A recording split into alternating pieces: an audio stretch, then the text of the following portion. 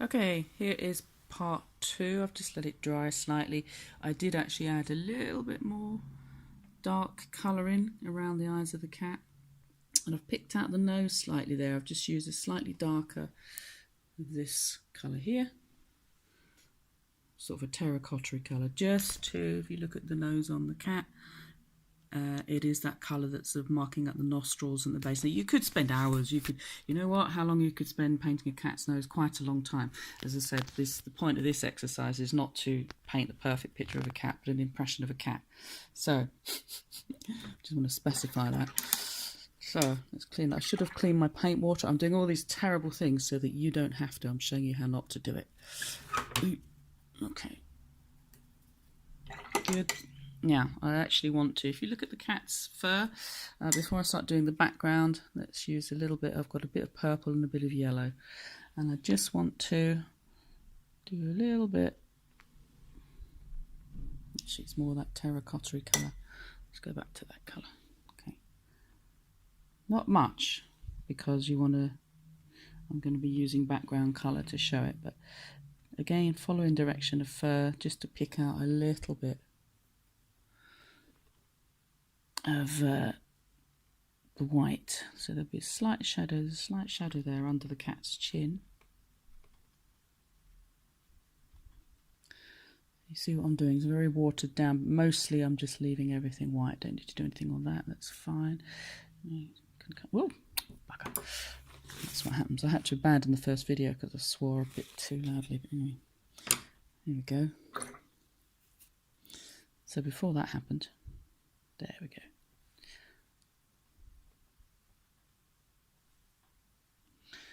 Probably don't need much more than that. So it's where there would be shadows and little lines, which again give clues as to what's happening. There is going to be some around the very edge of the paws. Not much. Don't need a lot. So it's a very neutral sort of yellowy colour. I've used yellow and I've put a little bit of purple in, which incidentally is how you make magnolia, should you ever feel the urge. Just a little bit around the paws. Okay, good.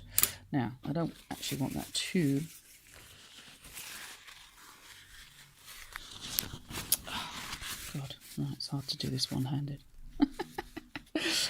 But I like the fact that you can see what I'm seeing. I think that's unusual. Usually with videos you can't, so that's the advantage of doing this. Not for me, but for you. You can see what I'm seeing. Oh no, he's made his little chin too fat. Hang on. Okay, let's just move that in a little bit. There we go. That'll bug me otherwise. Good. So there's a cat. There's a cat. So background. So say you could faff around with paws and, you know, picking out bits of paw. How it looks that way, but what I've done now is I've mixed out a blue. I'm going to use some of the colours I still have for the cat. And all I want to do, I don't want to do a big thing, have a big background here. I just want to have something that the cat's actually resting on.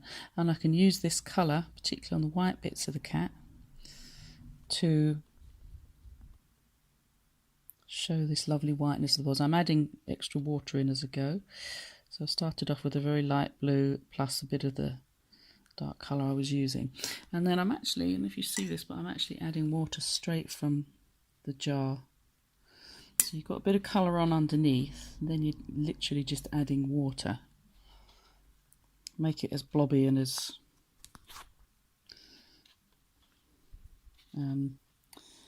chaotic as you want to. Now that's rubbing into there. See, this won't happen to you because you'll be taking more time over it and you'll be letting the layers dry in between, which I haven't done very well.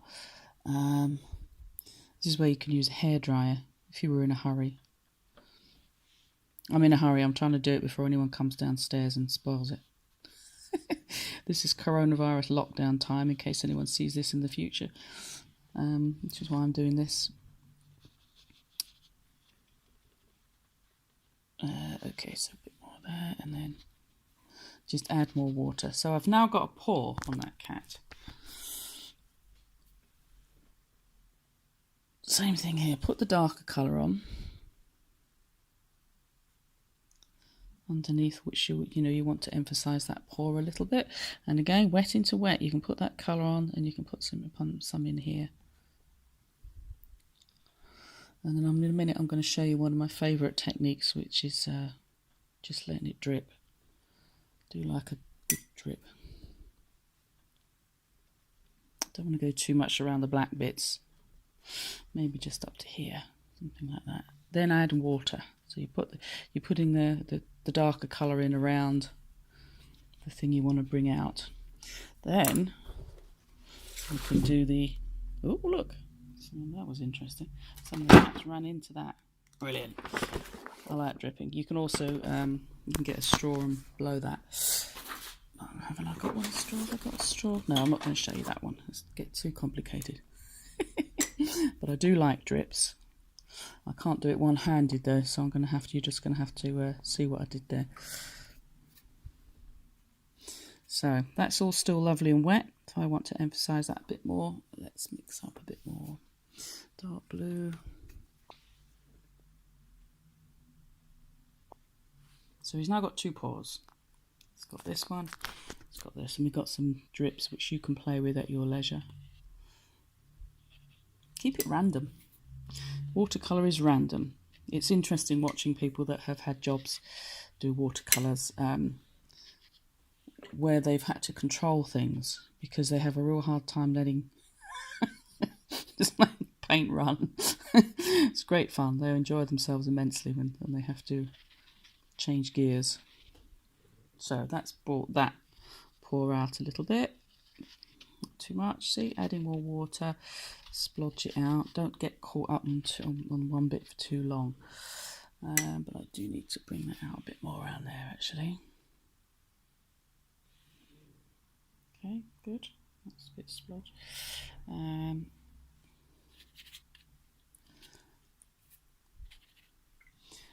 you could even, if you want to, bring in another colour. Why not? I'm just adding in a sort of pink here.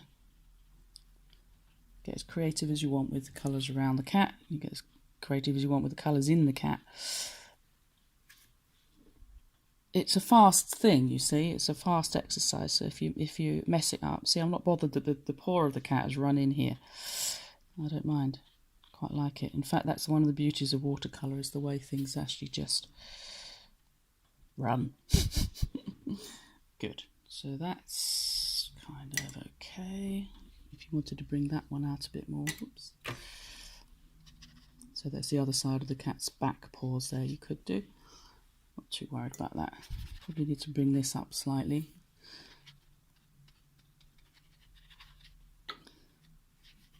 Okay. Got lots of nice splodges on here as well. Splodges are good. So, okay, I could faff, but I'm not going to. When it's dry, if you wanted, you could take the whiskers of this cat and you could actually just draw them in. That's actually very much part of the charm of this particular cat.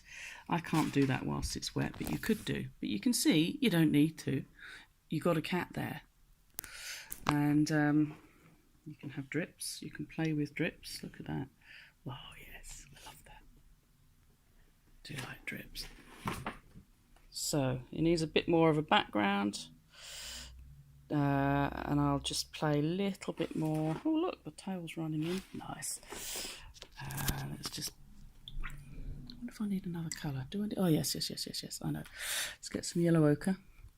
It's a safe bet with backgrounds to use some of the colours you've already got in the animal itself, or the thing that's in the foreground. So it happens to be the colours of the eyes. So let's put a little bit of that colour just to vary it, to give it a bit more like it's in a slightly different space. And then, of course, the best thing that everybody loves, well, not everybody, but some people do, you've got to get a few drips in there. See what I'm doing there? You can also, which I don't think I can do it and hold the camera, but no, I can't demonstrate that properly. Anyway, demonstrate that. Now, if you do anything or you blob anything you don't want to blob, you can just take it off again.